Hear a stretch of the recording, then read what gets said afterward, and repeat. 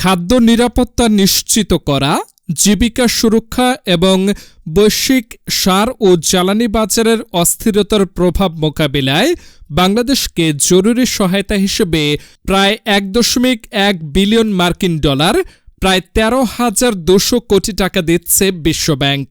শুক্রবার দুটি পৃথক প্রকল্পের আওতায় এই অর্থায়নের অনুমোদন দেয়া হয়েছে। বিশ্বব্যাংকের এক বিজ্ঞপ্তিতে বলা হয়েছে, মধ্যপ্রাচ্যের সংঘাতের কারণে বিশ্ববাজারে খাদ্য, সার ও জ্বালানির দাম বৃদ্ধি এবং সরবরাহে অস্থিরতা তৈরি হয়েছে। একই সঙ্গে সীমিত আর্থিক সক্ষমতার কারণে বাংলাদেশে ক্ষুদ্র কৃষক, দরিদ্র ও ঝুঁকিপূর্ণ জনগোষ্ঠী সবচেয়ে বেশি ক্ষতিগ্রস্ত হয়েছে।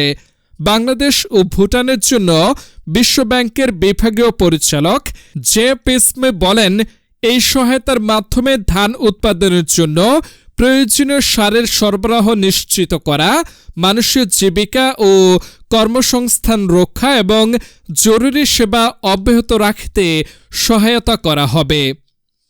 অনুমোদিত অর্থের মধ্যে emergency support for food security project এর আওতায় ৩০ কোটি ডলার, প্রায় ৩,৬০০ কোটি টাকা দেয়া হবে।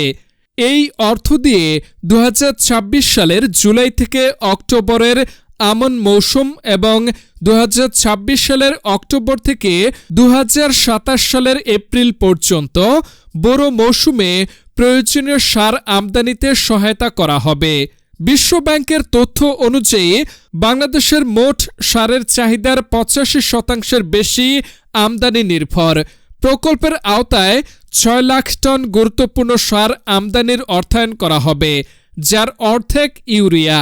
এতে প্রায় ১৪ লাখ হেক্টর জমিতে ক্ষুদ্র কৃষকদের ধান উৎপাদন অব্যাহত রাখতে সহায়তা মিলবে।